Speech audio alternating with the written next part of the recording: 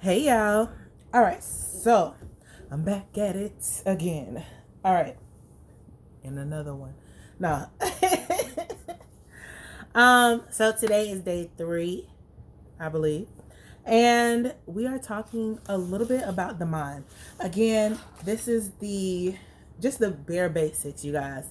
Um I'm laying down some foundational information so that when I get to talking and going down, like I told y'all, going down my rambles and my paths, you guys can follow along. You'll be able to know exactly what I mean. You'll be able to come back to these videos and reference them. So day 3 of 30, and we're talking about the mind. So first things first, because y'all know I always got my handy dandy notebook. I feel like Blue's Clues, y'all. All right. So, the mind, the definition that was provided by definitions.com is the element of a person that enables them to be aware of the world and their experiences, to think and to feel, the faculty of consciousness and thought. So let me read it again. The element of a person that enables them to be aware of the world, their experiences, to think and to feel, the faculty of consciousness and thought. So, just breaking this down, the mind is the characteristics of an individual, that allows them to have awareness, meaning allows them to be alive, allows them to be conscious, awake, and cognizant of the world and in their contact or their involvement in it. Okay, so your mind, the little noggin, allows you to be able to think and to feel. That's the main two things to take away. All right, so the mind allows a person to think, to have opinions, beliefs, or ideas about someone or something. And it allows you to feel, which is to be aware through touching or being touched. So, of course, you're able to experience emotions as well, but primarily, your mind does two things. It helps you to think, you process through ideas, you process through opinions and thoughts, and then you are able to feel. So it provides an awareness. Everybody with me? All right. So sorry y'all, my sinuses got the best of me today, but I'm feeling a little bit better. So it says it is the inherent, okay? The mind is the inherent, innate, ingrained, deep rooted mental or physical power over the division of knowledge. So, in respect to consciousness, and consciousness is your awareness, your alertness, and your responsiveness, right? So, when we talk about again, this is the second part of that definition where it talks about the faculty. So the faculty means an inherent, innate, or ingrained, deep rooted mental or physical power. So your brain has a faculty, right? Innate, that means you're born with it. Ingrained, that means you develop it. Inherent means it is a part of you. Deep rooted mental and physical power. Your mind controls your physical and mental power. All right, and then this is in respect to the consciousness, which means your awareness of something, your alertness, or your responsiveness. Right. So this builds your perception. So your belief of this talks about your belief of your physical and mental power, right? It's all based off of your own awareness, being able to see something, knowing that it's available, knowing that it's there. And it's based off of your alertness, being able to move and to respond. And it's based off of your responsiveness. Responsiveness, again, is the response to whatever stimuli that you are around. All right. Again, this is built through perception because if you remember, you hear it a lot. People tell you if you think you can do something, then you can. If you think you can't, then you can't. This is why. This is also about your thoughts, your ideas, and your opinions. So your mind, right, is ruled, right? It's ruled. It is um, that deep rooted piece where it says the mental and physical. Your thoughts, your feelings are ruled by your own ideas of whatever stimuli is going on around you. All right.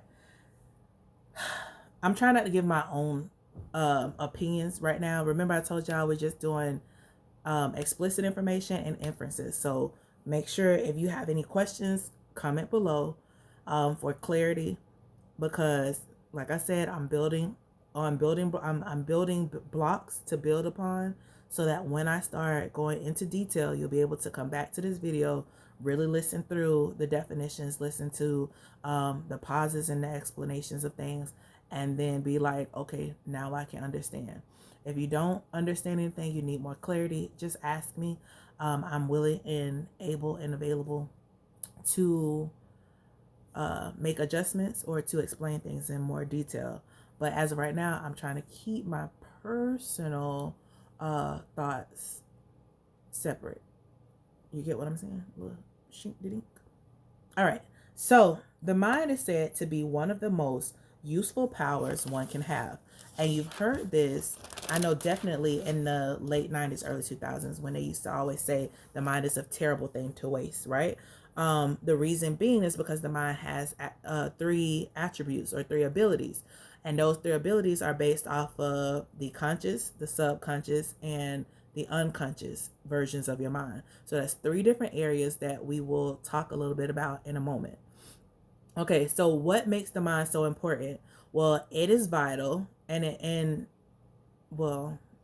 is vital, and it works through, it works like a powerful computer, right? We always believe that computers are so important. They're just the best. You know, nobody can be smarter than a computer, but who creates computers? We do, and we utilize them, and we kind of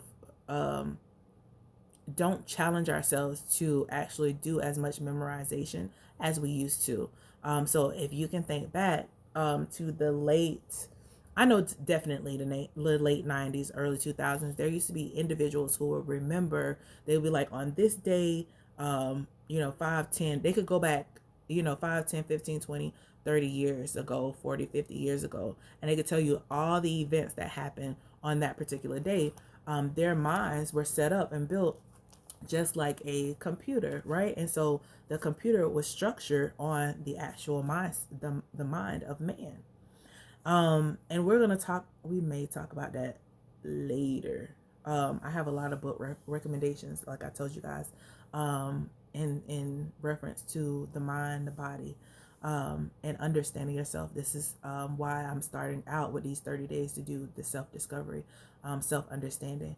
And if you cannot understand these building blocks, it's definitely gonna be a little bit harder when we go into detail of some of the philosophies, the religions, and scientific information that I'm gonna bring to you.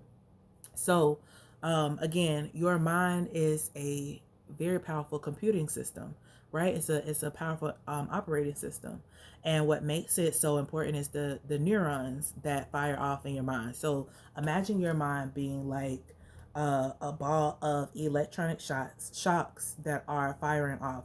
Your neurons are actually attached to or send messages to your cells throughout your body.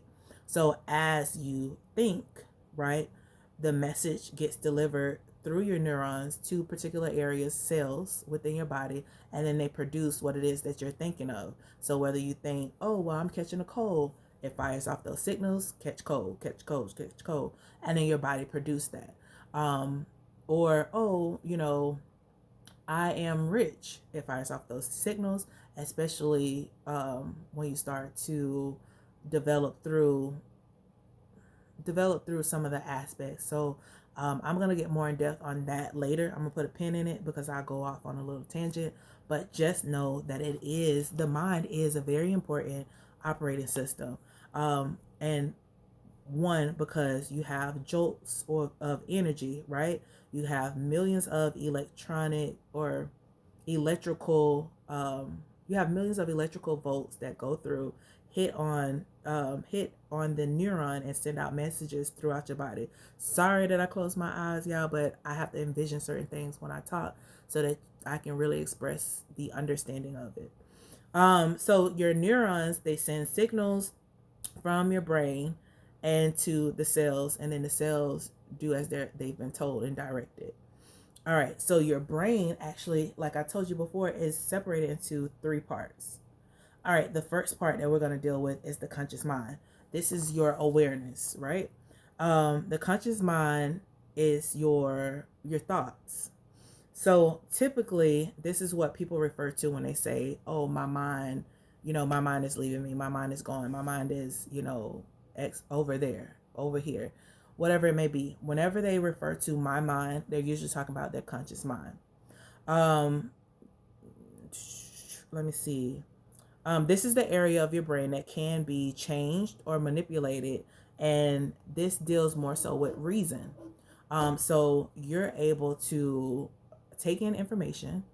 Once you take it in, you process through it. You say, okay, I believe this, and your conscious mind makes a contract, an agreement with whatever it is that you are saying that you are going along with.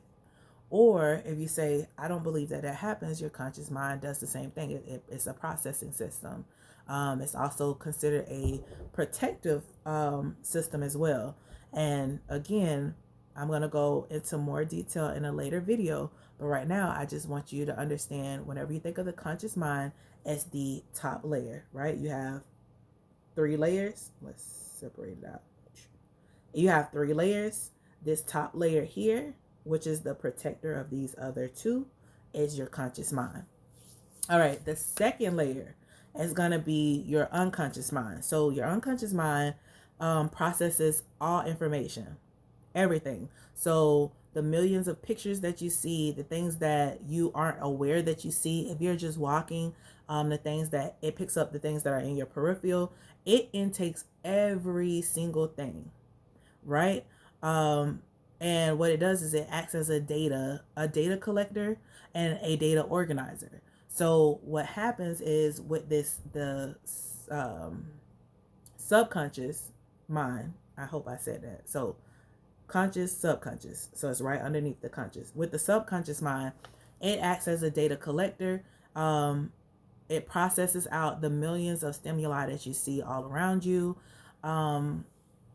What else happens? It actually talks to you in your dreams. So a lot of times what people don't understand is it processed through visuals.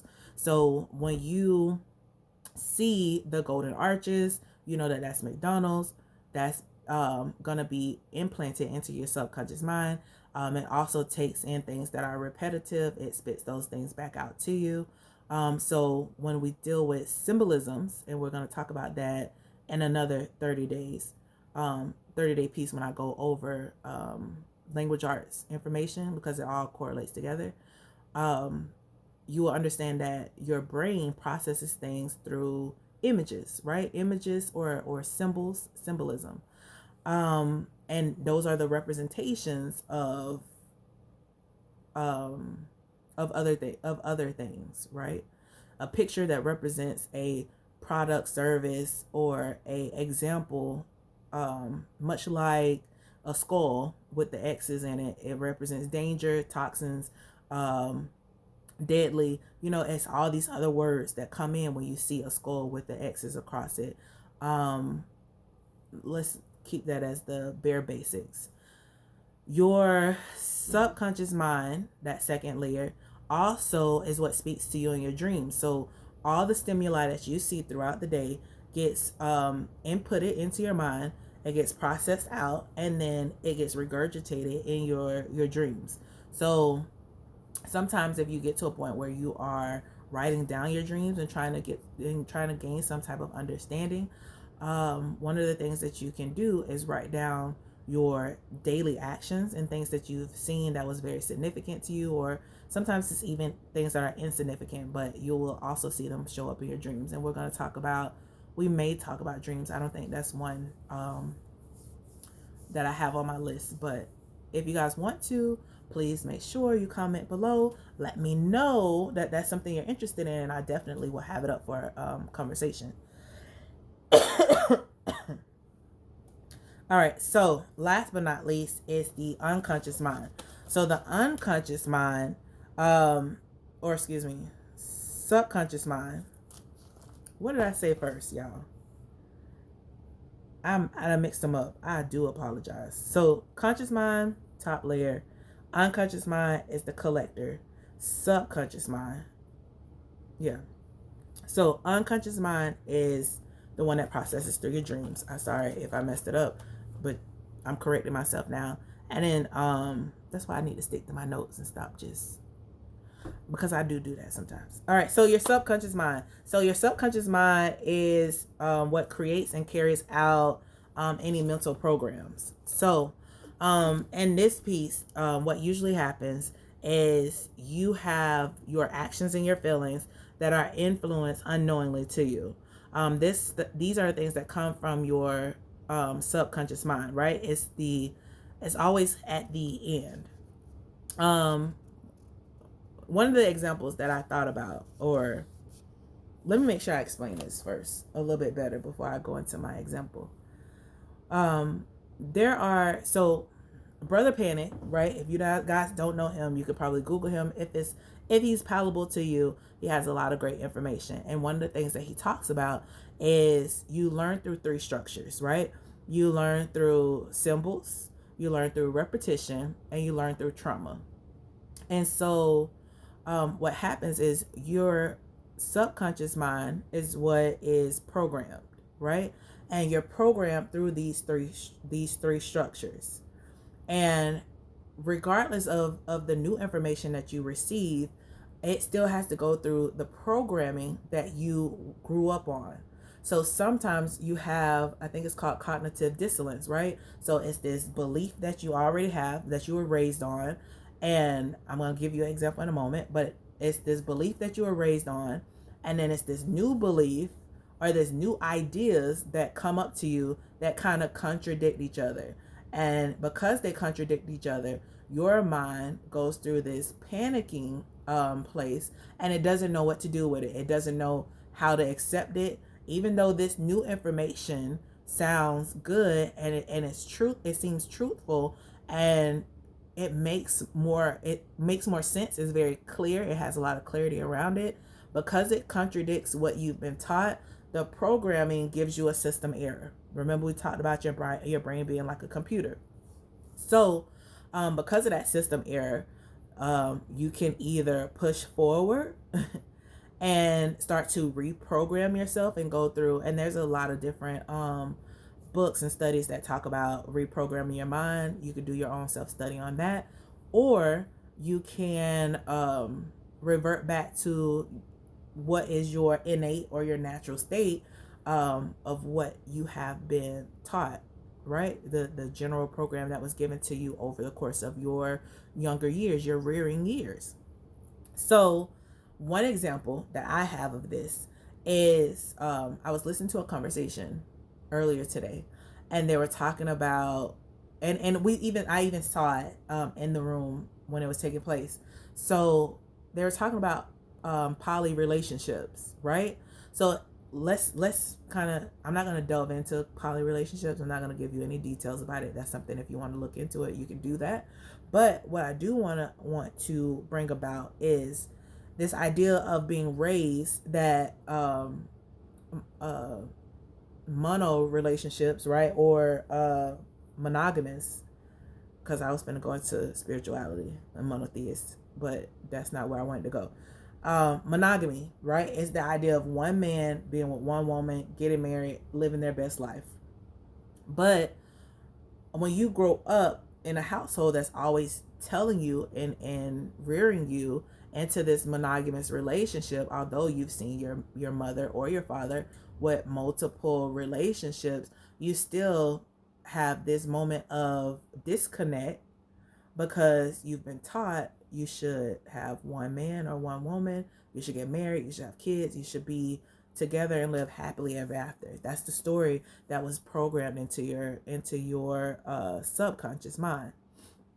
However, you saw differently when you were growing up, and then you get into relationships and you hear other people say, "Oh, well, I'm in a poly relationship. I want to be in a poly relationship, or I want to be polyamorous, or I want to practice polygamy, or whatever it may be." They want to practice this other idea, right, of relationship facets, but you have this tendency to judge them and say, "That's wrong. You should be monogamous. You should just find one person." And then there's this moment where you may or may not realize it, but when you start to date, you date multiple people, or you're in a relationship and yet you find yourself looking at someone else or being interested in someone other than your significant other, or maybe you step out. And then a lot of what I was thinking about too is when people what one of my kids in class was like, my sneaky link, ain't that what they call it? But your side boo, boyfriend number two, girlfriend number two, your significant, other side piece, whatever you want to call them, right? You talk about having this the monogamous relationship, yet you find yourself in a lying version of a polyamory or poly relationship. Um, and the difference between you and that other person or that other group is that they have accepted the fact that they want to date multiple people. They want to have multiple relationships.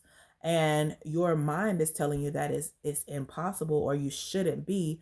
And you're chastising yourself on something that you are doing. Right? So this is that the idea of the subconscious mind, right? It creates and it carries out certain mental processes. It influences your actions and your feelings unknowingly. So when you get ready to rear your finger, you should not do X, Y, and Z. Or even with, let's say, men versus women.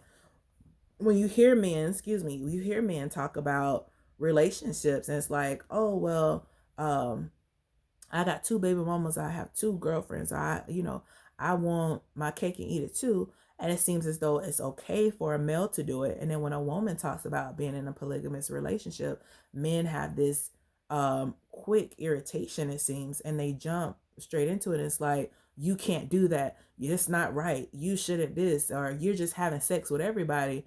And it's like, so you wanting two relationships and having sex with everyone, you're trying to say that that's me. When I say I just want multiple relationships, doesn't mean that I have to have sex with these people. My standards may be, different. Some people have high standards, some people have low standards, but the standards in their systems of operating for their personal life has nothing to do with the idea of being in a relationship with other individuals.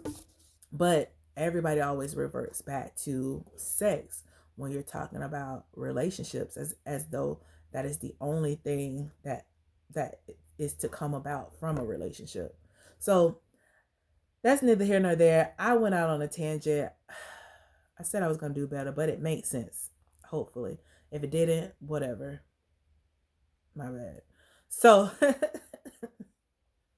so again, what the last thing I just wanted to end off with is that you have your mental programs. You have your mental programs, right? You may be aware of the world around you, or there may be one person who's aware of the world around them, or they may not. They may find themselves in a place where they see the world around them. They're having their own personal experiences. The two may go together. There may be some discrepancies or disconnections, but it's the understanding of one's thoughts, feelings, and actions that is influenced by what they see in the world around them, and then their own personal belief system, which they make adjustments with based off their mindset. And that is with, and this can be with or without their own true understanding because of the social programs. So again, I just wanted to kind of come in, talk to you guys a little bit about the mind, give you guys some just basic characteristics, basic understanding and definitions. So now you know that your mind, right? Um, your mind is dealing with your, and I'm going back to the definitions, right? It's dealing with the elements of a person, making you aware of the world around you and your experiences. This again deals with how you think, perceive ideas, and how you feel. So this comes into play with your consciousness and your thoughts. And of course, we're going to be proceeding forward, and you guys are going to see how your mind, your religion, and your body all um, builds a compilation, right? And come together and actually work and flourish or fosters the reality that you create for yourself. So again, my name is Jamika Anderson. I am here for you guys. If you have any questions, please make sure click below, make a comment, write me. I will respond back.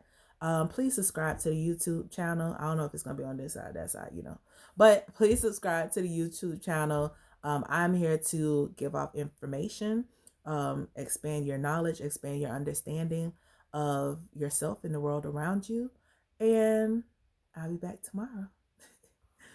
All right, love y'all. Bye.